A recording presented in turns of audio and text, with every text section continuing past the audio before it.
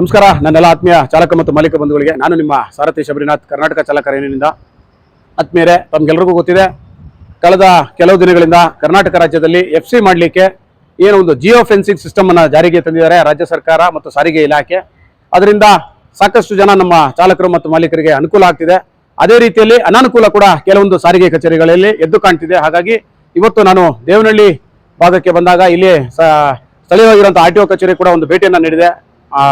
ಭೇಟಿ ನೀಡಿದಂಥ ಸಂದರ್ಭದಲ್ಲಿ ಕೆಲವು ನಮ್ಮ ಚಾಲಕರು ಮತ್ತು ಮಾಲೀಕರಿಗೆ ಇಲ್ಲಿ FC ಮಾಡ್ತಾ ಇಲ್ಲ ಅಂತೇಳಿ ನನ್ನ ಗಮನಕ್ಕೆ ಬಂತು. ಹಾಗಾಗಿ ಈ ವಿಡಿಯೋ ಮುಖಾಂತರ ನಾನು ಸಾರಿಗೆ ಮಂತ್ರಿಗಳು ಮತ್ತು ಸಾರಿಗೆ ಆಯುಕ್ತರನ್ನ ನೇರವಾಗಿ ಪ್ರಶ್ನೆ ಕೂಡ ಮಾಡ್ತೀನಿ ಮತ್ತು ಮನವಿ ಕೂಡ ಮಾಡ್ಕೊಳ್ತಾ ಇದ್ದೀನಿ.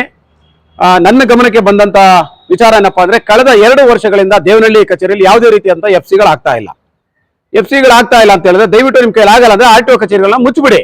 ಸಾರ್ವಜನಿಕರಿಗೆ ತೊಂದರೆ ಆಗುವಂತ ಕೆಲಸ ತಾವು ಮಾಡಬಾರ್ದು, ಜನಗಳಿಗೆ ಅನುಕೂಲ ಆಗ್ಬೇಕು. ಇವತ್ತು ದೇವನಹಳ್ಳಿ ಕಚೇರಿಯಲ್ಲಿ FC ಆಗಿಲ್ಲ ಅಂತ ಹೇಳಿದ್ರೆ, ಇಲ್ಲಿಂದ ಒಂದು 30 ಕಿಲೋಮೀಟರ್ ದೂರದಲ್ಲಿರುವಂತಹ ಚಿಕ್ಕಬಳ್ಳಾಪುರ ಕಚೇರಿಗೆ ಹೋಗಬೇಕು, ಇಲ್ಲಾಂದ್ರೆ 40 ಕಿಲೋಮೀಟರ್ ದೂರ ಇರುವಂತಹ ನೆಲಮಂಗಲ ಕಚೇರಿಗೆ ಹೋಗಬೇಕು, ಇಲ್ಲಾಂದ್ರೆ ಸಿಟಿ ವ್ಯಾಪ್ತಿಯಲ್ಲಿರುವಂತಹ 30 ಕಿಲೋಮೀಟರ್ ದೂರದಲ್ಲಿರೋ ಯಲಹಂಕ ಕಚೇರಿಗೆ ಹೋಗಿ FC ಮಾಡ್ಕೊಳ್ಳುವಂತ ಪರಿಸ್ಥಿತಿ ಉದ್ಭವ ಆಗಿದೆ. ಯಾಕೆ?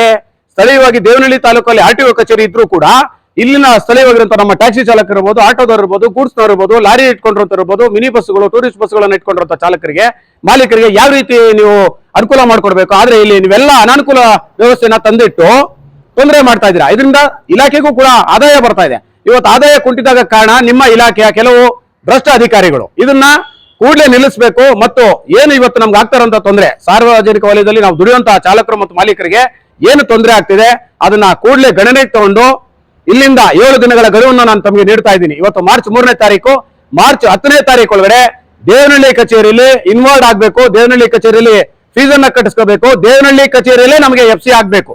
ದೇವನಹಳ್ಳಿ ARTO ಕಚೇರಿಯಲ್ಲಿ FC ಆಗೋಕ್ಕೆ 10ನೇ ತಾರೀಕು ಒಳಗಡೆ ನೀವು ಸರಿ ಮಾಡ್ಕೊಡ್ಲಿಲ್ಲ ಅಂತ ಹೇಳಿದ್ರೆ ಉಗ್ರವಾದಂತಹ ಹೋರಾಟವನ್ನ ಮಾಡುವ ಮುಖಾಂತರ ದೇವನಹಳ್ಳಿ RTO ಕಚೇರಿಗೆ ಮುತ್ತಿಗೆ ಹಾಕ್ಬೇಕಾಗ್ತದೆ.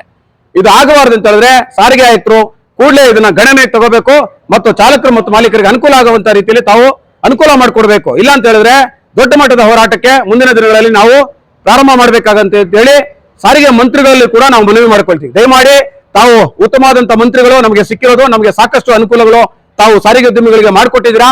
ಇದು ಕೂಡ ತಮ್ಮ ಗಮನಕ್ಕೆ ಬರುತ್ತೆ, ತಾವು ಮಾಡ್ಕೊಡ್ತೀರಂತ ನಾನು ಆಶಾಭಾವನೆಯನ್ನು ಇಟ್ಕೊಂಡಿದ್ದೀನಿ. ಖಂಡಿತವಾಗೂ ನಮ್ಗೆಲ್ರಿಗೂ ಅನುಕೂಲ ಆಗ್ಬೇಕು. ಯಾಕಂದ್ರೆ ನಾನು ಹೇಳ್ದಂಗೆ 30-40 ಕಿಲೋಮೀಟರ್ ದೂರದಲ್ಲಿ ಹೋಗಿ FC ಮಾಡುವಂತ ಅನಾನುಕೂಲ ಆಗ್ಬಾರ್ದು ಸ್ವಾಮಿ.